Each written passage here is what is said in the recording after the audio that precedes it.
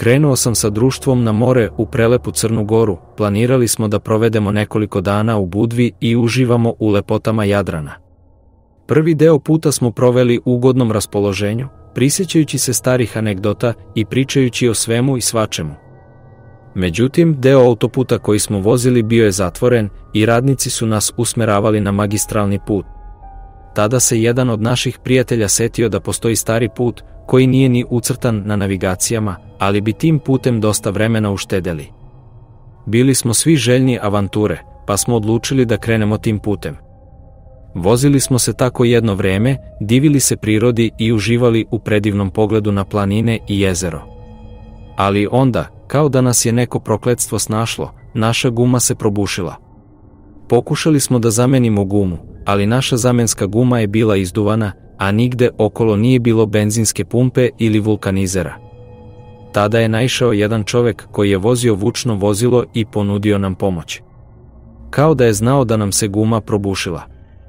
Rekao je da će nam povući vozilo i da u blizini ima radionicu gde će nam popraviti gumu.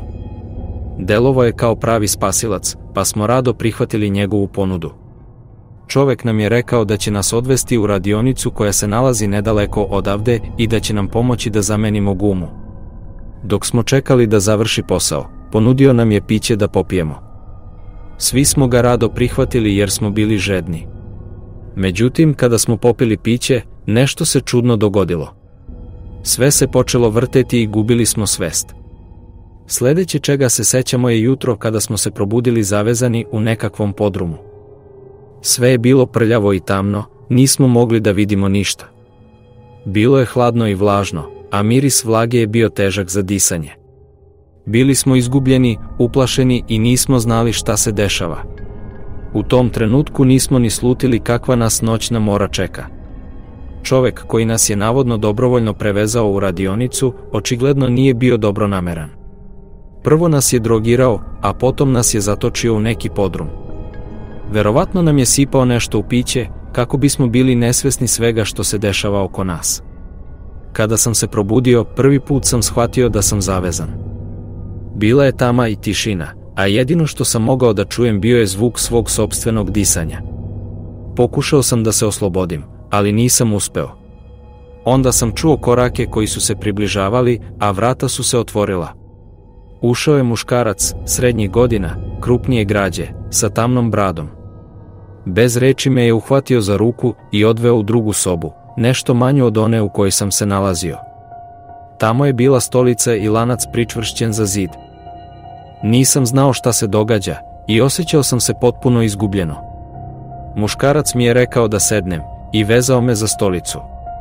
Pokušao sam da razgovaram s njim, ali nije bio raspoložen za razgovor. Rekao mi je da će me držati tamo dok god to on bude želeo.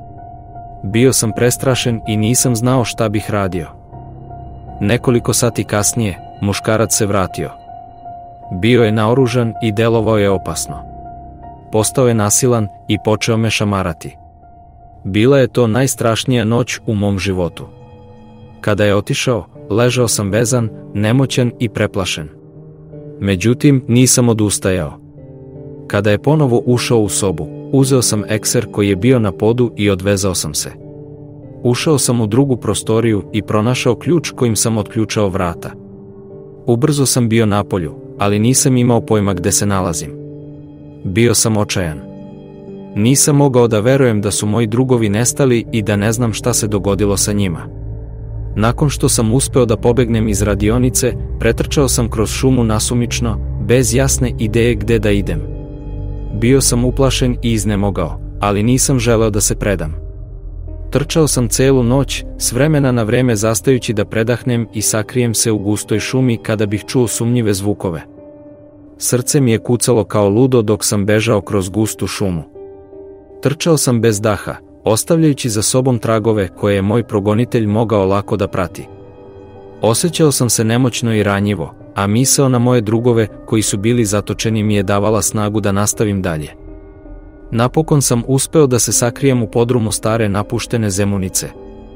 Nisam imao ništa sem nekoliko razbacanih deka, koje sam prebacio preko sebe kako bih se sakrio.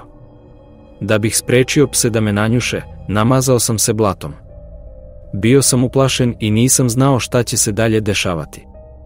Čuo sam kako lovački psi ulaze u Zemunicu, a srce mi je ubrzano kucalo. Bio sam tih i zadržavao sam dah kako bih izbegao otkrivanje. Činilo se kao da vreme stoji, a svaki zvuk u podrumu mi se činio kao da će me otkriti. Ali, na moje veliko olakšanje, psi me nisu nanjušili. Ostao sam u podrumu, skriven među dekama, sve dok se noć nije pretvorila u zoru. Kada je zora svanula, odlučio sam da se probijem kroz šumu i pronađem put koji će me dovesti do sigurnosti. Ustao sam i krenuo dalje, još uvek obavijen strahom i neizvesnošću. Konačno, uspeo sam da se probijem kroz šumu i naišao sam na put. Bio sam srećan jer sam znao da će me put dovesti do civilizacije gde ću moći da zatražim pomoć. Zaustavio sam prvo vozilo koje je prolazilo i zamolio sam vozača da me odveze u najbližu policijsku stanicu. Kada smo stigli u stanicu, objasnio sam sve što se desilo i rekao sam im da su moji prijatelji nestali.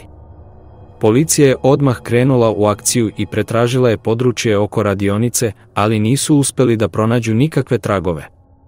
Potom su pretražili i samo radionicu, ali ona je bila potpuno prazna, bez ikakvih tragova koji bi ukazivali na to šta se tamo dogodilo. Osjećao sam se bespomoćno, ali nisam odustajao. Odlučio sam da napravim grupu na Facebooku i da pozovem sve svoje prijatelje i poznanike da nam se pridruže u potrazi za mojim drugovima. Ubrzo su se stotine ljudi pridružile grupi, svi želeći da pomognu u potrazi za nestalim mladićima. Pretraživali smo šumu danima, tražeći bilo kakve tragove koji bi nas doveli do mojih prijatelja. Hodali smo kilometrima kroz gustu šumu, pregledali smo svaki pedalj zemlje, ali nismo uspeli da pronađemo ništa što bi nam pomoglo u potrazi. Nakon nekoliko dana, grupa ljudi koja je pomagala u potrazi je pronašla zatvoreni bunker. Bunker je bio zaključan i nije bilo vidljivih znakova da se bilo ko kretao u blizini. Bilo je očigledno da se nešto čudno dešavalo. Nismo znali šta da radimo, pa smo odlučili da pozovemo policiju. Kada su stigli, otvorili su bunker i unutra su pronašli moje prijatelje. Bili su u teškom stanju, pretučeni, gladni i žedni. Prebačeni su u bolnicu i tamo su ležali mesecima. Nakon što su moji prijatelji prošli kroz dug i bolan proces oporavka, konačno smo uspeli da krenemo dalje sa svojim životima. Nismo prestajali razmišljati o tome šta se dogodilo, ali smo postepeno počeli da se vraćamo normalnom životu. Pokušali smo da održavamo kontakt sa svim ljudima koji su nam pomogli u potrazi za nama i da im se zahvaljujemo na svemu. Policija je nastavila da istražuje slučaj, ali bez uspeha. Čovek koji nas je zatočio nije pronađen, a fotorobot je nažalost bio beskoristan. Bilo je to vrlo frustrirajuće za sve nas, ali smo ipak bili zahvalni što smo preživeli. Prošlo je 10 godina od kobnog dana kada smo moji drugovi i ja bili zatočeni u podrumu. Godine koje su usledile bile su ispunjene noćnim morama i traumama, dok smo pokušavali da se izborimo sa posljedicama tog stravičnog iskustva. Policija je pokušavala da pronađe našeg progonitelja sve ove godine, ali bez uspeha. Nakon 10 godina, video sam na vestima da je uhapšen čovek koji je osumnjičen za nestanak 7 ljudi. Presekao sam se kad sam video njegovu sliku, jer sam odmah prepoznao da je to osoba koja nas je zatočila u podrumu.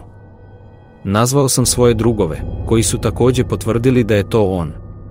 Bilo nam je drago što će konačno odgovarati za svoje zločine. Svedočili smo na sudu, otkrivajući sve detalje onoga što nam je učinio pre 10 godina. Njegov pogled na sudu me je podsjećao na one usamljene sate koje sam proveo zatočen u mraku. Bio sam ispunjen gnevom i mržnjom prema tom čoveku koji je uništio toliko života. Na kraju, osuđen je na doživotnu kaznu zatvora. Tek tada smo postali svesni koliko smo imali sreće što smo preživeli.